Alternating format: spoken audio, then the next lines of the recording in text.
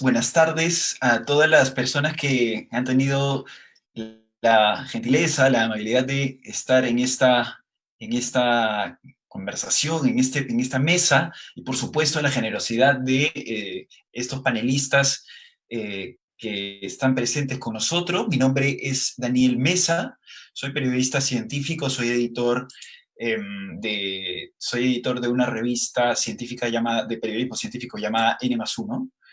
Tenemos, bueno, por supuesto también la experiencia de 5 años de tener, bueno, 5 años de tener, digamos, ejerciendo el periodismo científico en Perú y, bueno, como audiencia en América Latina. Soy parte también, fundador de la Asociación de Periodismo Científico, APCiencia, de periodistas y comunicadores de ciencia, APCiencia. Bueno, por años he tenido la opción de escribir y editar reportes periodísticos sobre artículos científicos y afirmaciones vinculadas a estos, ¿no? Lo que puedo decir, y en particular por esto me entusiasma y me alegra mucho tener y ser parte de este panel, ¿no? Comunicación científica, es todo un universo esto dentro del ya grandísimo universo de conocimiento que es la ciencia, ¿no? Y todas sus áreas. Por eso hoy estoy contentísimo de presentarles una mesa muy interesante con panelistas, creo yo, de lujo, para conversar de comunicación científica, revistas y artículos. Me gustaría que quede claro que vamos a hablar no sobre artículos de periodismo científico, ¿ya? Que quede bien claro esto, porque esto está dirigido para periodistas y, bueno, también audiencia y comunicadores en general. No vamos a hablar de artículos de periodismo científico, vamos a hablar, esto está muy relacionado, sí, pero vamos a conversar principalmente de revistas y publicaciones, si quieren, artículos científicos, ¿ya? De los cuales los periodistas de ciencia y los periodistas generalistas o que no son de ciencia utilizamos, ¿sí? Para obtener informaciones, conclusiones, hallazgos que muchas veces tomamos como verdades científicas, ¿no? Quizás ese ámbito en el que están los expertos, ¿no? Los investigadores, bueno, generalmente todas estas afirmaciones que utilizamos o verdades, ¿no? Provienen muchas veces de este tipo de bibliografía. Ahora, si bien estamos en un contexto de pandemia, para refrescar un poco la conversación, voy a citar un ejemplo emblemático de los últimos días, ¿no? Me atrevería a decir yo que es el último clickbait científico digamos, de la coyuntura, ¿no? Eh, y tiene que ver con la tan mentada, comentada, ¿no? Posibilidad de vida en Venus, ¿no? Este es un caso anecdótico, por supuesto. Y para resumir, solo voy a citar el caso, ¿ya? Para poner un ejemplo, de que la muy seria BBC de Londres tituló, ojo con esto, tituló Vida en Venus, el revolucionario hallazgo que muestra que puede haber vida extraterrestre. Ojo con este titular. Bueno, la verdad es que ocurrió que por muchos investigadores, perdón, algunos investigadores mediante sus telescopios detectaron la presencia de una molécula llamada fosfina que está en la Tierra asociada a microbios. Es decir, tiene una relación, una cierta relación con la vida, ¿no? Que existe en la Tierra. Bueno, se descubrió esta molécula en Venus y a partir de esto muchos medios de comunicación, a partir de este artículo, sin que el artículo lo haya afirmado, muchos medios de comunicación ya estaban especulando y haciendo conjeturas sobre que podría haber vida en Venus, podría haberse descubierto indicios de vida, y estábamos ante la inminente aparición de venusinos, por decir alguna cosa, ¿no? El problema ha venido después, cuando aparecieron investigadores externos al estudio, desmintiendo la noticia y cuestionando incluso la calidad de los datos, porque estas observaciones de esta molécula, bueno, fueron detectadas con telescopios, ¿no? Y muchos expertos científicos en la materia, ¿no? También cuestionaron la calidad de los datos. Y esto es parte de la práctica científica todo el tiempo. Ahora vayamos al campo de la salud e imagínense algo como esto, eh, desmentidos, especulaciones, conjeturas, trasladados al momento de hablar de enfermedades, tratamientos y vacunas, ¿no? Imagínense cómo ocurre esto al momento de hablar de COVID-19, donde todas las investigaciones que se hacen simultáneamente están compitiendo unas con otras por tener la novedad, por tener lo nuevo. Esto sin contar las declaraciones de redes sociales, ¿no? Ciudadanos, WhatsApps, etcétera, entre otras variables que hacen la cobertura de salud en estos tiempos realmente complicado y la lectura de estudios, ¿no? Entonces, para hablar de este tipo de cosas y especialmente del concepto y de la práctica de comunicación, de comunicar ciencia, de comunicación científica, de artículos científicos, hemos convocado a tres expertos que creo yo son los mejores en la materia, y los presento a continuación. Uno de ellos es Percy Maita Tristán, médico, director de gestión de proyectos y promoción de la investigación de la Universidad Científica del Sur, editor en jefe de la revista Acta Médica Peruana y miembro del Comité Consultivo de Cielo Perú. También tenemos, por otro lado, a la doctora María Lazo, psicóloga, a la doctora María Lazo, médica con maestría en epidemiología, trabaja en Crónicas, que es un centro de excelencia de enfermedades crónicas en la Universidad Cayetano Heredia. Y tenemos también a la doctora Camila Llanela, que es psicóloga con maestría en salud pública y doctorado en psicología. Actualmente dirige CICEPA de la Universidad Católica y es investigadora también del Instituto Christian Michelsen de Noruega. Entonces, la primera pregunta que tengo para Percy es que nos cuente qué son exactamente las revistas indexadas, a las que muchas veces periodistas de ciencia y a veces no de ciencia recurren para buscar información. Percy, por favor, adelante. Buenas noches con todos y gracias por la oportunidad de poder compartir. Lo primero que tenemos que saber es que, y de hecho lo estamos viendo todo este tiempo, en que nunca antes, creo, ha habido tanto interés por la ciencia y conocer qué hay detrás. Es decir, siempre ha habido algún nivel de investigación y la investigación tenía una forma de ser comunicada y de ser verificada, porque en todo este proceso de generar conocimiento tratamos de llegar a una verdad, pero no siempre la alcanzamos. Tenemos ciertos métodos que nos permiten alcanzar a ello y desde hace cientos de años había comunicación científica. Se comunicaban los hallazgos de investigación. Pero ¿qué es lo que pasaba? ¿Cómo yo sabía que esta investigación que pasaba de un laboratorio en determinado lugar de Europa, que se lo mandaban a su colega escrito a mano y diciéndole, mira, encontré esto, ahora compártelo con los demás? Entonces otra persona lo escribía, ¿y qué pasaba? Alguno podía usar el documento de otro y poner su nombre o decir lo que había primero. Entonces dijeron en ese momento, esta forma de comunicar la ciencia no es buena. ¿Qué tenemos que hacer? Mandemos todos nuestros documentos a la sociedad. Y se empezaron a crear los anales. Había una persona responsable que recibía todas las cartas de los hallazgos científicos de los investigadores y las compilaba en un documento anual. Pero el problema allí es que la persona responsable, es decir, el editor, era el que decidía, y el editor decía, pero yo no tengo la competencia para saber si todo lo que me llega es cierto o no es cierto. Entonces allí se creó un procedimiento que sigue hasta la actualidad, que se llama revisión por pares. Es decir, como investigadores, por más que sabemos del tema, necesitamos que otros investigadores puedan evaluar la calidad de ese contenido. Entonces, cuando hablamos de revistas científicas indizadas, que es un poco el término que se está usando, hablamos que una revista científica es un medio de comunicación, es una revista, es una publicación periódica, pero que tiene contenido de investigación científica, es decir, con un método sistemático y demás que vamos a conversar luego, pero que tiene este proceso de check, de doble check a lo WhatsApp. Es decir, tiene un comité editor que es formado por una serie de personas con un nivel técnico y científico que puede revisar y evaluar calidad, pero siempre requiere de este doble check de estos que llamamos revisor por pares. Entonces, para que se llame revista científica tiene que tener esas dos características: publicar investigación y, adicionalmente, tener este doble check que le llamamos revisión por pares. Pero me preguntaste por un término más, indexado. Entonces, indexado se refiere a que esta revista también se presenta a bases de datos que evalúan la calidad del contenido de la revista y le permiten ser parte de esta base de datos. Hay muchas bases de datos. Y hay bases de datos que pueden ser mundiales, bases de datos que pueden ser regionales, bases de datos que pueden ser locales, bases de datos que son de todas las ciencias, y bases de datos que pueden ser de un campo del conocimiento en particular. Esto como una mirada un poco más macro para la siguiente pregunta.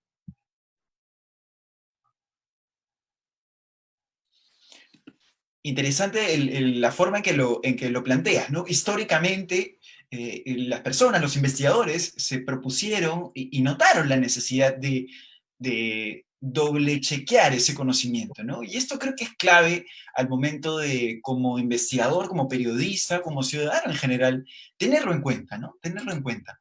Ahora, inmediatamente, cuando respondemos a qué es este concepto, ¿no? Muchas personas y muchos periodistas, muchos comunicadores no saben dónde buscar estas revistas o a veces se encuentran incluso bloqueados por el hecho de que muchas de ellas son, digamos, limitadas por un sistema de pago, ¿no? El conocimiento científico, lamentablemente en estos tiempos, muchas veces se tiene que pagar, ¿no? Entonces, cuéntanos, Percy, para nosotros los latinoamericanos, los periodistas latinoamericanos, ¿qué bases de datos existen para ver revistas y artículos científicos?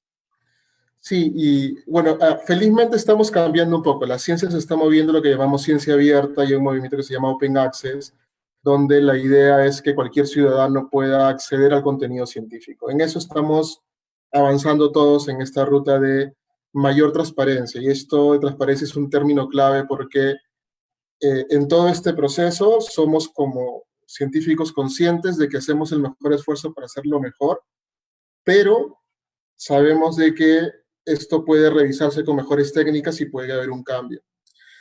En estas bases de datos, como yo te comentaba previamente, tenemos bases de datos que son de todas las ciencias y bases de datos que pueden ser de alguna en particular.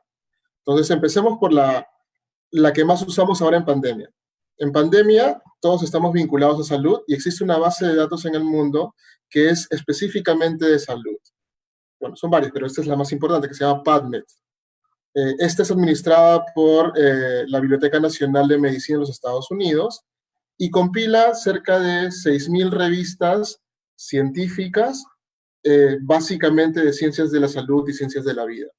Y la búsqueda en esta base de datos es gratuita. Entonces, un primer escenario donde buscar información confiable vinculada a salud es PubMed. Ahora, si hablamos de bases de datos de todas las ciencias, tenemos dos grandes en el mundo. Una se llama Scopus y otra se llama Web of Science, pero ambas son de pago, así que eso es más complicado porque a menos que las universidades en las que participamos tengan acceso, no podríamos acceder a ellas. Y tenemos dos bases de datos mucho más grandes, tal vez con un menor nivel de filtro, pero que son accesibles para búsqueda de todos.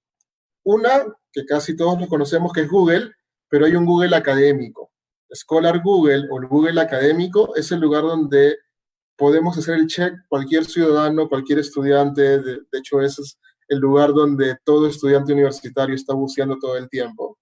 Scholar Google es el lugar donde podríamos ver, y en realidad ahí hay un tema importante. Scholar Google recopila básicamente información de repositorios de universidades, están las tesis, están también las revistas y bases de datos. Pero, ojo, es bien diversa la calidad de información allí. Ese es un tema importante porque vamos a ver diferentes tipos de información. Y a nivel latinoamericano tenemos Cielo. Cielo es una iniciativa regional donde hay Cielo en cada país. Nosotros tenemos Cielo Perú, tenemos cerca de 34 revistas y las 34 revistas, para poder ser indexadas, han pasado por un proceso riguroso de evaluación de calidad de contenido. No solamente un checklist de lo que tiene, sino también evaluar que lo que se publica ahí sea de verdad investigación con este doble check que pasa por revisión por pares. Entonces, si vemos a nivel Perú, si uno quiere saber qué revistas de Perú son buenas o dónde están, es Cielo Perú. Si quiero ver sobre temas de ciencias de la salud, PubMed es el lugar donde deberíamos poder buscar. Y si por allí me dice alguien, esto lo vemos mucho con los colegas que les gusta la lejía milagrosa, por lo menos debería estar en Scholar Google, ¿no? Si ni siquiera está en Scholar Google, no tienen nada allí que ver. Percy, gracias por los datos, ¿no? PubMed, por ejemplo, para información de salud libre, tenemos también Cielo para investigaciones peruanas y latinoamericanas.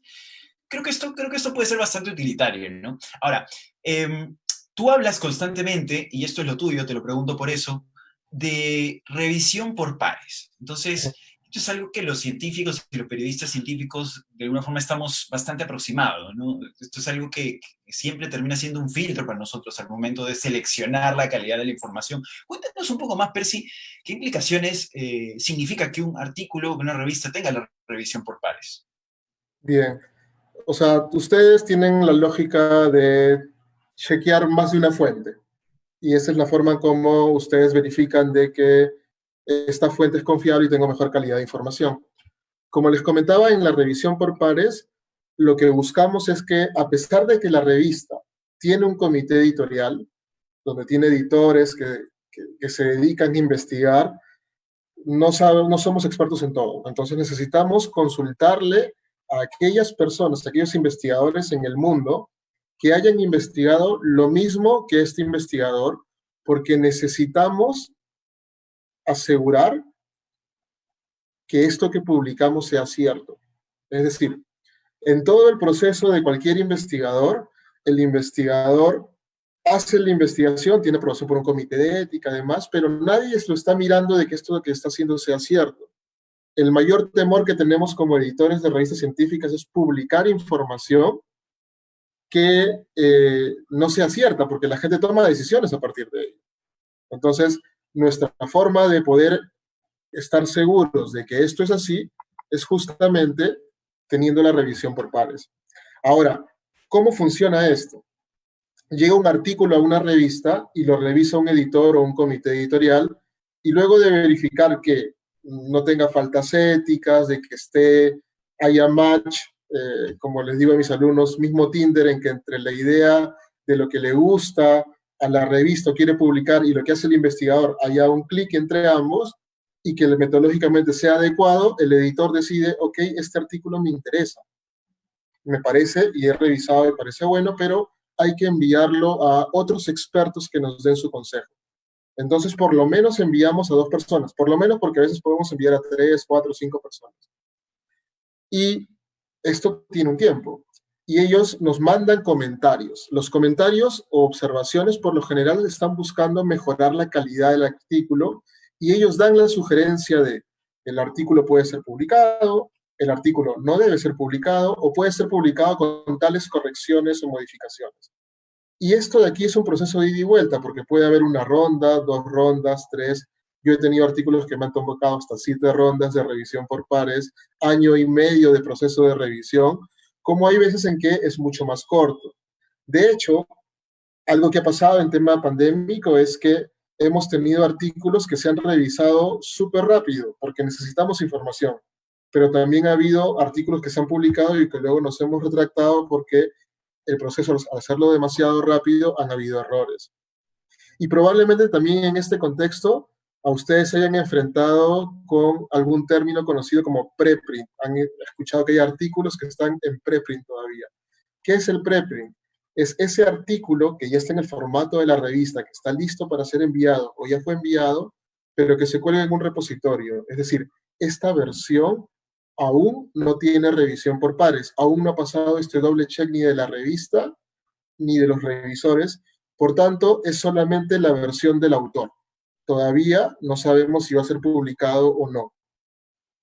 Entonces, hay que tener en cuenta esto. La revisión por pares es un proceso que tenemos las revistas científicas para tratar de asegurar que aquello que publicamos sea cierto, ¿no? Y aparte nos ayuda como proceso a mejorar la calidad del contenido de lo que envía un autor. Importantísimo lo que nos dices, Percy.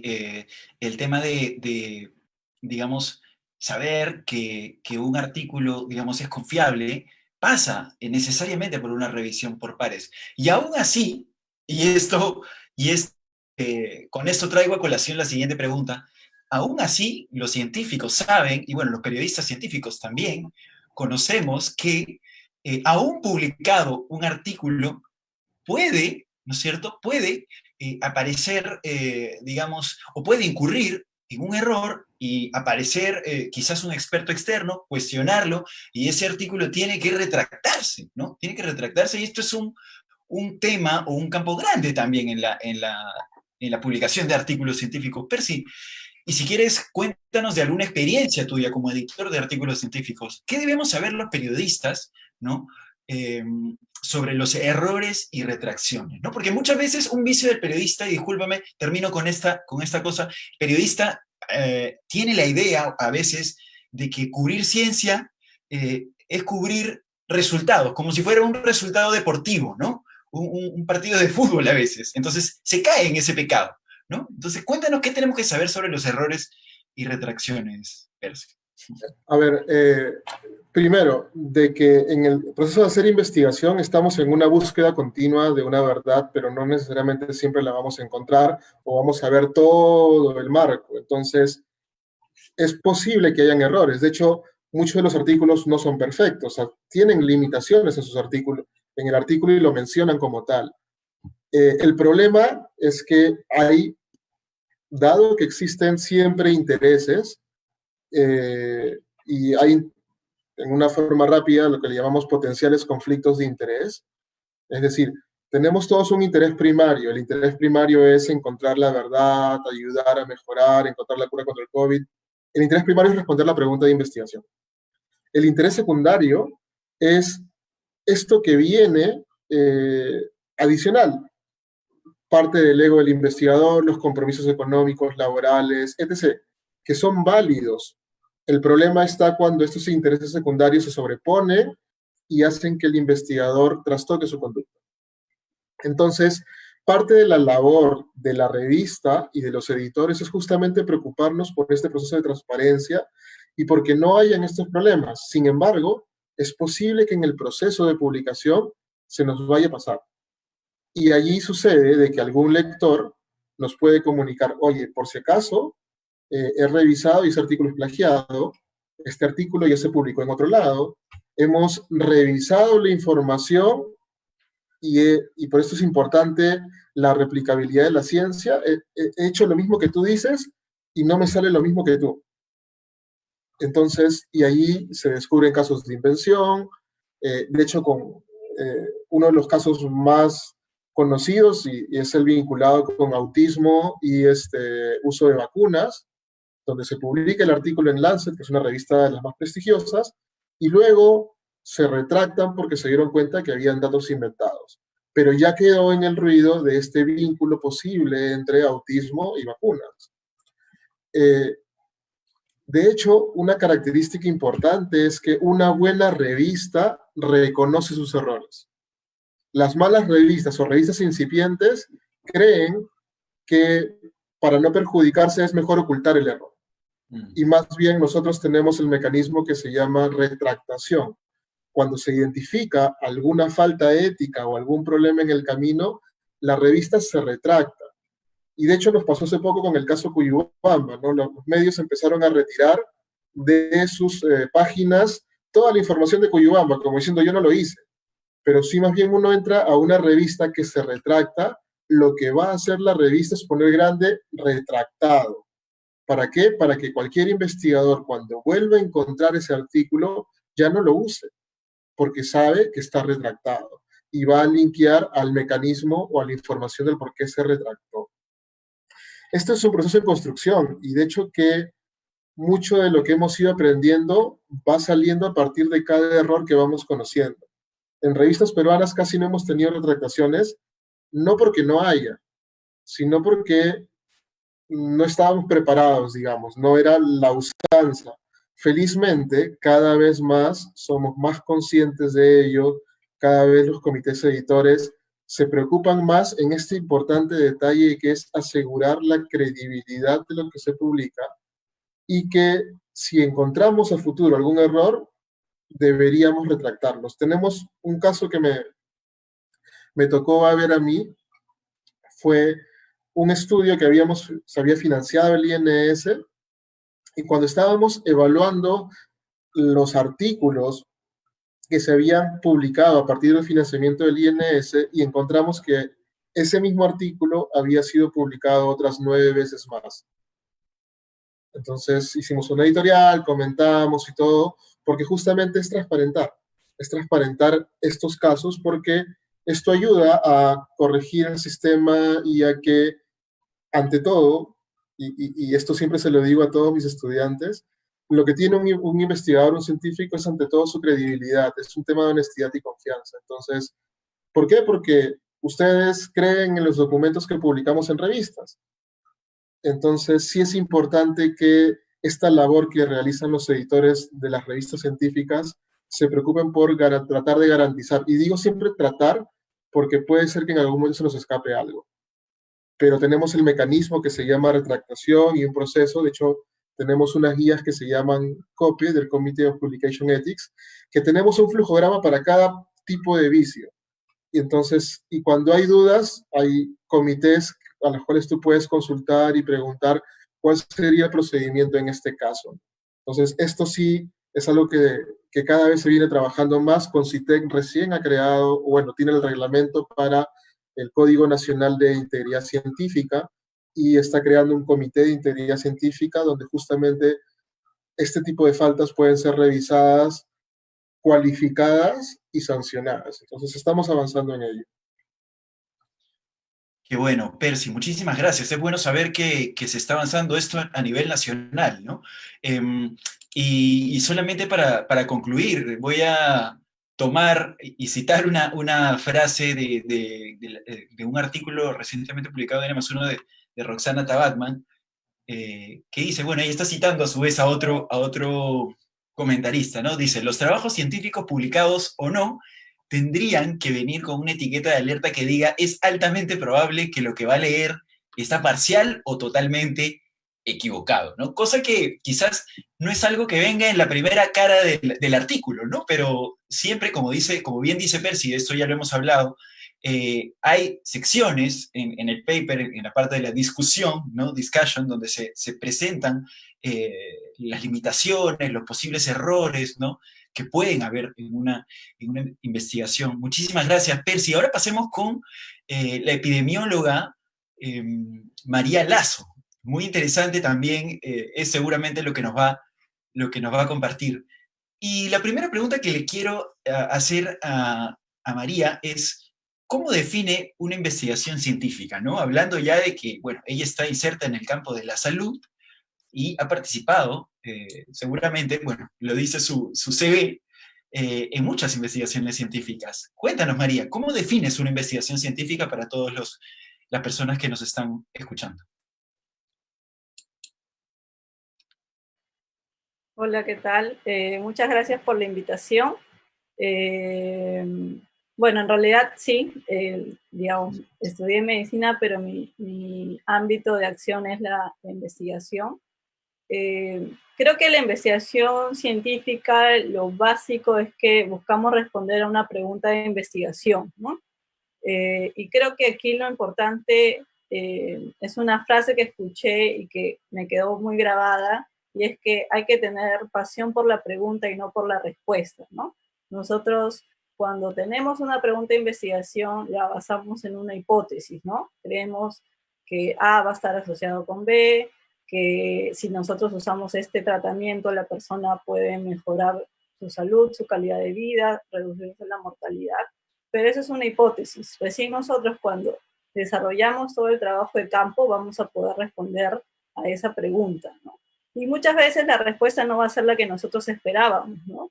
Creo que si hay algo que marca mi corta carrera en la investigación es que muchas de las intervenciones que yo he planteado, parte de mi trabajo es pensar en intervenciones que puedan mejorar, por ejemplo, la adherencia a tratamiento o reducir un desenlace desfavorable en las personas, han sido resultados negativos, ¿no? Entonces, y bueno, es triste porque has dedicado mucho tiempo, has invertido, puede ser 1, 2 años, 3 años, y bueno, la respuesta no era la que tú esperabas, ¿no? Pero igual es finalmente la respuesta a la pregunta que tú tenías, ¿no? Y bueno, se abren ahí otros caminos y otras hipótesis nuevas de las que tú te planteabas, ¿no? Eh, Dicho esto, la investigación científica es muy diversa, ¿no? Podríamos tener investigación en ciencias básicas, en ciencias aplicadas. Muchas veces la investigación, como lo mencionaba, buscamos intervenir. Muchas veces usamos bases de datos secundarios, ¿no? Por ejemplo, del INEI o bases internacionales. También hay estudios cuantitativos, cualitativos, de los cuales Camila nos va a hablar, y en general pues es muy diversa, ¿no? Creo que algo importante es que sí o sí necesitamos reportar, ¿no? Esta pregunta, sea positiva o sea negativa, o no sea la que esperábamos, necesitamos reportarlo, ¿no? Y es ahí donde abrimos el campo de los artículos científicos, que es lo que hemos venido, digamos, a conversar un poco de nuestra experiencia, ¿no?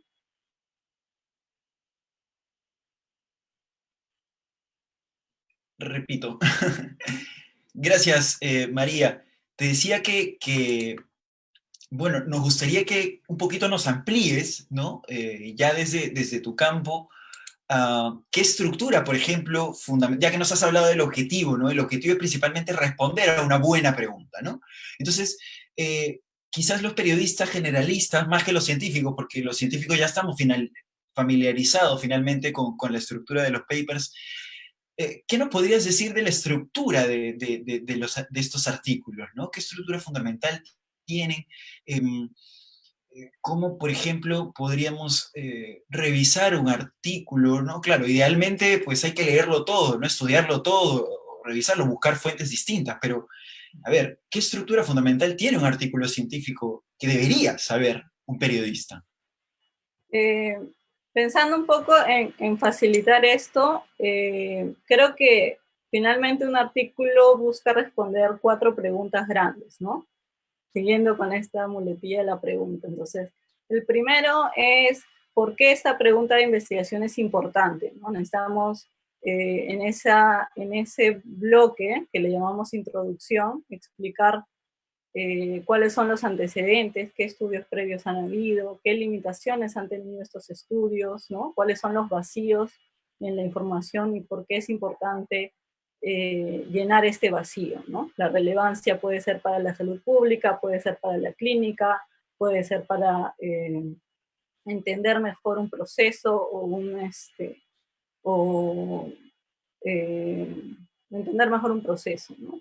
Después lo segundo, que nosotros le ponemos el título de métodos, creo que ahí lo importante es entender cómo se ha respondido a esta pregunta, ¿no? Ahora, generalmente los artículos científicos tienen esta sección de métodos muy estructurada y a la vez tienen también, existen ciertas listas de chequeos, dependiendo del diseño de cada estudio, para verificar que uno ha incluido la información relevante en cada sección, ¿no?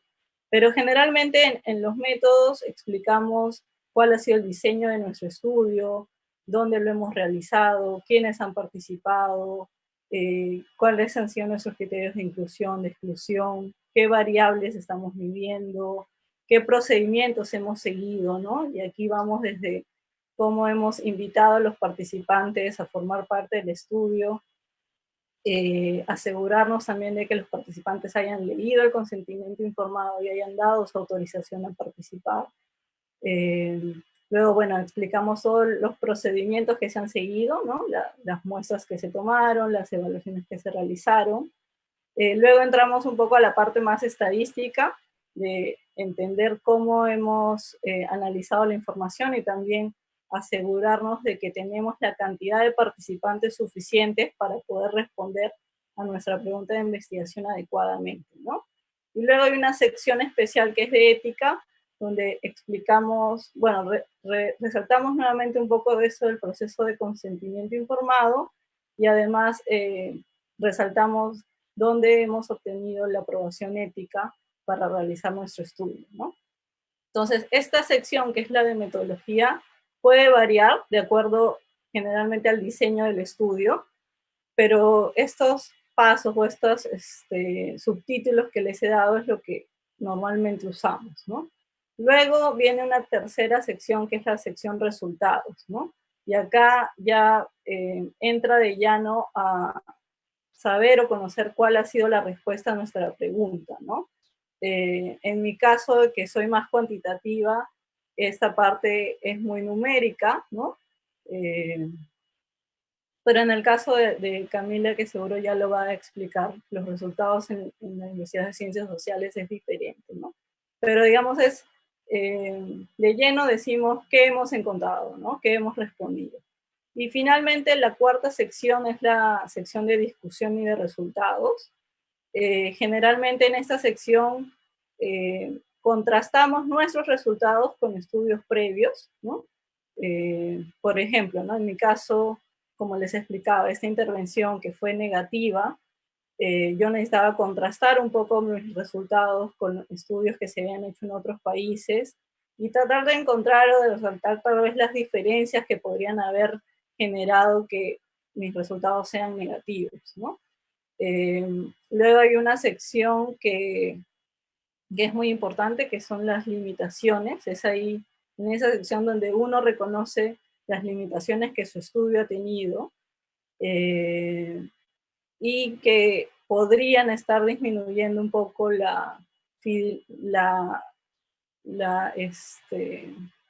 digamos, la relevancia de la información que estamos publicando, ¿no? Pero que es importante que como uno como investigador lo diga y lo resalte para que el lector lo entienda y lo conozca, ¿no? No hay nada mejor que mostrarlo. Y bueno, y finalmente las conclusiones, ¿no? ¿Qué decimos de todo esto? Ahora, esto es, digamos, el grueso de un artículo científico, pero hay otras secciones que son importantes y que Percy ha mencionado de alguna forma, ¿no? Uno, creo que es la sección de financiamiento. ¿Quién ha financiado nuestra investigación? Y muchas veces, sobre todo en ensayos clínicos con drogas, es muy importante irnos a esa sección para ver quién ha sido la empresa que ha financiado el proyecto. Y de ahí otro punto que se relaciona con el financiamiento es el de conflicto de intereses, ¿no? Si es que alguno de los autores es financiado por alguien de la industria, eso necesita especificarse y decirse claramente, ¿no? Uno como lector, como evaluador del artículo, va a tener cierta suspicacia al leer este artículo y es importante que se diga, ¿no? Y bueno, ya luego hay otras secciones como las referencias, ¿no? Hay gente que es mucho más quisquillosa que revisa cada referencia para ver si es que en realidad eh, la referencia está correctamente citada y han usado el artículo adecuado. Y bueno, se pueden usar figuras y tablas con ciertas limitaciones, ¿no? Creo que eso es en general la estructura de los artículos científicos, ¿no? Perfecto, nunca mejor explicado, ¿no? Introducción, metodología, resultados, discusión. Se maneja a nivel general la sigla IMRAD, ¿no? En inglés, ¿no? Para esa estructura. Y también partes importantísimas como el financiamiento, ¿no? O el conflicto de interés que puede haber si es que, como bien lo dicen Percy y Ana María, conflicto de interés que puede haber si es que si es que un artículo o un estudio ha sido financiado por un actor privado, ¿no? Qué importantísimo. Y finalmente las referencias, por supuesto que sí. Y hablando de todo esto, doctora, otra de las dudas que creo que son totalmente legítimas e importantes también que pueden tener los periodistas, ¿no? Eh, y creo que es algo que tienen que tener en conciencia cuando se cubre ciencia y tecnología. El proceso de publicación, ¿no? El proceso de publicación, y no solamente el proceso, sino cada una de las etapas por las que tiene que pasar un avance, un descubrimiento, ¿no? Un posible tratamiento, la misma vacuna, que ahora mismo todos nos vemos enfrentados a una catarata de informaciones, de novedades sobre vacunas y tratamientos, ¿no? Entonces, cuéntenos un poco sobre este procedimiento de publicación y si quiere también relacionarlo con la madurez científica y o tecnológica que tiene que tener un avance antes de ser totalmente validado, doctora? Eh, bueno, aquí la respuesta puede ser un poco confusa también porque, digamos, existen diferentes niveles de evidencia, ¿no? Y estos diferentes niveles de evidencia pueden ser publicados, ¿no? Pero uno como lector necesita entender qué tipo de estudio es y a qué tipo de conclusiones podemos llegar de acuerdo al diseño que tenemos, ¿no? Entonces, existe una pirámide de evidencia que es la que usamos mucho, nos enseñan en pregrado, sobre todo en las áreas de ciencias de la salud, y es entender que la opinión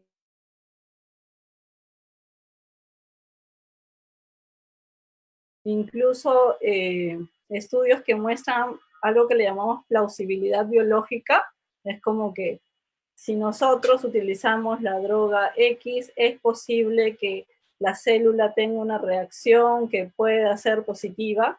Eso es netamente biológico, o sea, se ha hecho un experimento de laboratorio y se ha llegado a esa conclusión. Entonces, eso está en lo más bajo de la pirámide, ¿no? Es, estos estudios experimentales en animales son investigación científica, sí, ¿no? Pero tienen una limitación y tienen un objetivo, ¿no? Entonces, y eso nosotros necesitamos entenderlo, ¿no?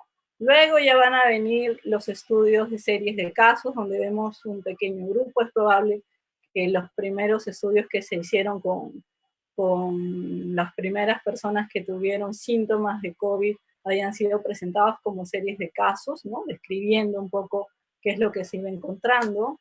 Luego tenemos estudios ya observacionales, donde vemos el efecto, podría ser de algún factor de riesgo, de algún factor protector en el tiempo, y vemos su resultado en los desenlaces. Luego ya vienen los ensayos clínicos, ¿no? Digamos, los ensayos clínicos en esta parte de la pirámide ya son los ensayos clínicos fase 3, que si los comparamos con lo de la vacuna es lo que en este momento se viene realizando en Perú, ¿no? O sea, es una vacuna que ya pasó por estudios experimentales, ya se ha aprobado en un grupo pequeño de voluntarios, eh, han verificado de que es segura, de que no ha habido efectos adversos nocivos, de que se genera una respuesta inmunitaria, que es algo que con las vacunas se necesita, y ya está preparada para pasar a la fase 3, donde vamos a probar esta vacuna en un grupo al que se les va a vacunar con el principio activo, y a otro grupo donde no se va a usar, ¿no? Entonces, ya un ensayo clínico que está muy cerca a la punta del iceberg de esta pirámide, donde generalmente lo que tenemos son revisiones sistemáticas ya, ¿no? Varios estudios que han utilizado la misma droga, el mismo tratamiento, y evalúan el efecto en el tiempo, ¿no? Entonces, eso es por el lado de entender un poco las fases de la investigación desde un punto de vista, ¿no? Y luego está tu otra pregunta que va un poco más hacia el proceso de publicación, ¿no? Que ya, digamos, ya hiciste tu estudio, ya hiciste tus análisis y quieres publicar tus resultados, ¿no? Entonces, esa parte un poco Percy la ha mencionado.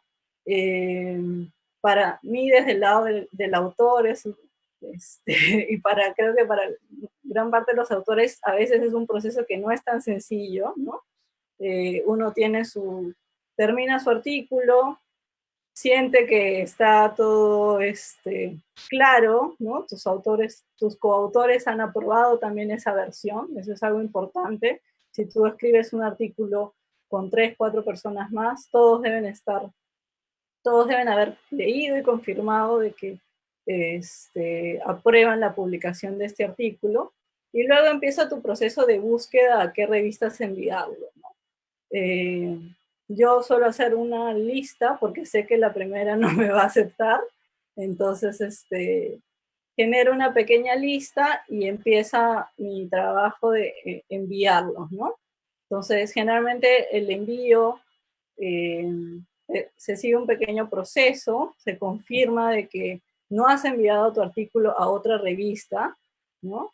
Y que tus coautores aprueban la publicación, y de ahí ya viene el proceso de el editor seleccionando si es que es un artículo de interés para la revista, si cumple con los mínimos, y luego ya pasa a revisión por pares, ¿no? El editor desde ese punto también te puede rechazar, entonces ahí viene tu trabajo de buscar y de ir a la segunda revista, y a la tercera y a la cuarta, ¿no? Una vez que tu artículo ya ha ingresado, el editor te ha dicho, ok, lo voy a pasar a los pares, ¿no? A los 2 o 3 revisores. Ese proceso también puede demorar, ¿no? Porque algunas revistas tienen un proceso rápido y en 2 semanas tienes respuestas, pero a veces demoran 3, 4, 5 meses, ¿no? Entonces, eh, esperas, puedes mandar mails consultando por cómo va tu proceso. Y una vez que el editor te responde, eh, generalmente pues es una serie de comentarios que los revisores te han dado, y tú tienes un tiempo que puede ser de semanas o de un mes para poder responder esos comentarios, ¿no? Ahora, cuando pasa a revisión por pares, los 2 o 3 revisores que tienen pueden decidir rechazar tu artículo. Entonces pasaron 4 o 5 meses y te dicen gracias, pero no lo aceptamos, ¿no? Entonces, otra vez empieza tu proceso, ¿no? Ahora, si ya en ese punto te dicen puede ser aceptado si respondes estas observaciones, bueno, te dan la oportunidad de responder, y bueno, ellos vuelven a revisar tu respuesta, y ese va y viene. Generalmente es de hasta 2 veces, ¿no? Pero puede ser aún mayor, ¿no? Entonces, en el punto en que ya los revisores te aceptan y te dicen, ok, aprobado, el editor, bueno, ya te informa que han aprobado que han aceptado tu artículo, y pasa ya a la producción de la revista, ¿no? Eh, y bueno, de ahí ya vuelve a ti para pequeños cambios. A veces en la producción ha habido algunos typos, problemas de ese tipo, pero ya bueno, en ese punto ya tú como investigador estás algo aliviado de que por fin ya lo aceptaron, ¿no? Eh, entonces, sí, es un proceso que puede ser largo y que puede ser tedioso, ¿no? Pues creo que es una muy buena explicación para darnos cuenta, ¿no? De cómo el proceso de estudio científico, ¿no? Cómo el proceso de investigación es lento en todas sus etapas. Es lento porque tiene que ser extremadamente riguroso.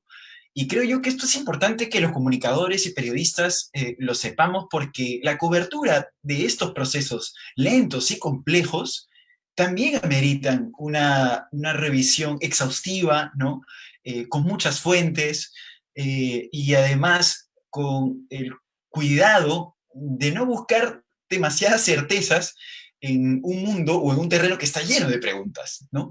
Y aún así con artículo publicado, ¿no? Es por eso que muchas veces, y esto hasta se ha convertido en bromas y memes, es como los titulares periodísticos interpretan las conclusiones de una investigación, ¿no? Que haya ocurrido o que se haya producido, que se haya hecho un tratamiento con éxito en un ratón, o en un grupo de ratones o en un grupo de chimpancés, no quiere decir que la medicina esté lista para ser aplicada en humanos, ¿no? Por poner un ejemplo bastante concreto, ¿no?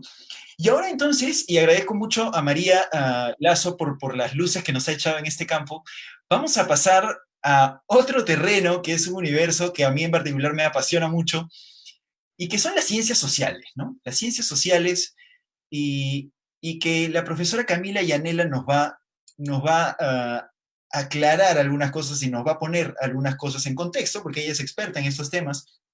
psicóloga de carrera, y quería consultarle a la doctora Yanela, ¿cómo define los estudios sociales, ya teniendo como punto de partida los estudios, digamos, de ciencias duras o de ciencias naturales que nos acaban de ampliar un poco los panelistas previos, ¿no? ¿Y cómo se manifiestan estos estudios? Porque en nuestra conversación previa usted habló también de que hay estudios, ¿no?, de organizaciones multilaterales, de gobiernos, que son muy rigurosos, pero que no necesariamente están publicados en revistas científicas. Entonces, doctora Yanela, cuéntenos cómo define los estudios sociales y cómo se manifiestan. Bienvenida. Gracias.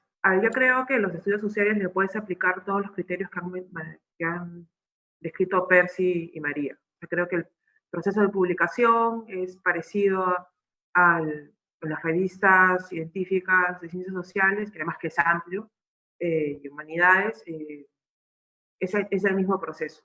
Creo, Percy mencionó algunas bases de datos en las que se pueden buscar, en el caso de ciencias sociales, pues en salud pública, así hagas antropología médica, creo que PubMed es igual una buena fuente de información. Yo, de hecho, la uso un montón. Tienes además ProQuest, tienes Gistor, y en el caso de América Latina tienes además el repositorio de Claxo, que tiene un montón de información abierta, que sirve un montón para las personas que quieran hacer ciencias sociales. Entonces creo que esos criterios, digamos, son parecidos. La importancia de los revisores por pares creo que es una cosa que se tiene que tomar en cuenta, y creo que ahí es importante porque hay mucha publicación en ciencias sociales, además, y en humanidades, y en derecho mismo, se publica además mucho libro, ¿ya? Entonces, mientras que cuando uno hace salud pública, estudios de salud pública concretos, pasa a lo que estás apuntando sobre todo es a aplicar a artículos. En ciencias sociales además publicamos libros, ¿no? Entonces, ahora, no quiere decir que todos los libros que se publican sobre temas de coyuntura política son libros que pasan por una revisión de pares académica con ese tipo de criterios. Yo creo que ahí creo que por eso creo que es complicado a veces para los periodistas tomar en cuenta eso, ¿no? Y creo que eso es una cosa importante. Entonces, primero es ver cuál es la editorial y si esa editorial tiene un proceso riguroso de revisión por pares. Y lo otro es que también, o sea, tanto en las publicaciones, en artículos, como en los libros, en los reportes, tiene que haber una declaración clara de conflictos de interés y quién está financiando. Y eso, en muchos lados, eso no está tan claro, entonces creo que ahí hay complicaciones porque, bueno, hay discusiones ideológicas y tiene que quedar claro, entonces, de dónde viene tu dinero para poder financiar. En el caso, además de reportes, que yo creo que son informes, cosas estudios que pueden ser muy rigurosos metodológicamente, hay también una tendencia, y también pasa en las revistas, como lo ha mencionado María, es que se publica poco los resultados negativos, ¿ya? Entonces tenemos mucho acceso a las historias de éxito, pero la ciencia no publica los resultados negativos. Y hay toda una, digamos, una corriente en ciencias médicas, y creo que deberíamos hablar un poco más también de las ciencias sociales, de por qué no publicar las cosas negativas. Cuando uno hace una consultoría que ha sido rigurosa, con una metodología dura, contratada por alguna multilateral, y el resultado ellos no quieren que sea público, la data no es tuya, es de ellos, y no se publica. Y eso es bien complicado, porque esa data desaparece y tú no la puedes sacar como investigador. Que es diferente, digamos, a si está financiado por un fondo de investigación, el resultado que salga va a salir, si lo logras publicar, pero si es una información que te ha sido contratada, no sale. Y eso yo creo que a cualquier persona que le digas que hace consultorías, que sea súper riguroso, te va a decir, todo el mundo tiene ese tipo de historias, de que no te han dejado publicar la data. A veces hay que negociar en el contrato, pero normalmente no tienes ningún poder sobre esos contratos, o sea que firmas nomás, es un contrato estándar y la data no es tuya. Entonces creo que eso hay que tener ojo, ¿no? A mí me pasó hace unos años que salió un libro que era muy controversial, mucha gente se enamoró del libro, periodistas, ninguno había leído el libro, sacaron columnas de opinión pese a eso sobre el tema, que para mí era un tema muy sensible. Los periodistas no habían leído porque sentían que el libro representaba lo que ellos creían. Entonces, ya, ahí partimos de un error. Si tú te enamoras del libro porque reafirma lo que tú crees, ya sospecha de ese libro, ¿no? Y chequea cuál es la metodología, cuáles son las fuentes y chequea cuáles son los intereses, a quién ha financiado ese libro. Si eso no lo tienes claro, además es un libro que no ha pasado por revisión por pares, entonces no lo tomes como una evidencia igual de científica que un libro, que investigaciones que han sido publicadas con revisiones. O sea, el nivel no es el mismo, ¿no? Lo otro que creo que es que, sobre lo que mencionó Percy, es ese tema de los preprints. En ciencias sociales tú tienes mucha gente que tiene preprints, que es o sea, que una vez que tu artículo ha sido aprobado, tú tienes una versión previa que la pones en bases de datos como Academia o ResearchGate, y eso lo hace ser libres. Entonces no es la versión editada que tiene la revista, pero digamos que es el mismo trabajo, ¿ya? Y la revista te da permiso para poder publicarla. Y mucha gente los tiene, esos preprints, cuando te dejan en tu página de Academia o de ResearchGate. Y lo otro que es bueno de investigar, que creo que es una buena fuente, es que mucha investigación, o sea, cuando más haces investigación, es cuando estás haciendo tu doctorado. Porque tienes que, María. Entonces, muchos de los artículos vienen de esos estudios y la gente, entonces tú haces tu tesis y la tesis está construida en algunos casos por artículos, o de tu tesis sacas artículos. Entonces, a veces, si te gusta un autor, lo que ha escrito en un artículo, y chequea si eso no es parte de su tesis de doctorado, porque en su tesis de doctorado vas a encontrar todo y más. Y puedes ahí sacar la información, y las tesis son de acceso público, normalmente. Y bueno, y en ciencias sociales yo creo que eso, que señalar las bases de datos que hay, el proceso es igual de riguroso, suele tomar mucho más tiempo. En el caso de humanidades es casi imposible, es muy complicado publicar, porque hay menos revistas, los tiempos suelen ser muy largos. Entonces, además de una vez que te aceptan el artículo, después que has pasado por todas las revisiones de pares, está para la publicación, y a veces eso puede tomar un año. Entonces, entre que te aprueban que el artículo ya está listo para publicarse, a que se publique, a veces ahí pasa un año. Entonces, es un proceso en ciencias sociales que puede ser muy, muy largo y muy duro. Y creo además que en ciencias sociales, además, a veces entras en debate duro con tus revisores, porque a veces estás hablando de teoría, entonces estás discutiendo la parte teórica y hay gente que no piensa como tú. Entonces, esos debates a veces son interesantes, pero a veces tú como escritor estás absolutamente en desventaja, pues, porque tu revisor no te va a dejar pasar nunca.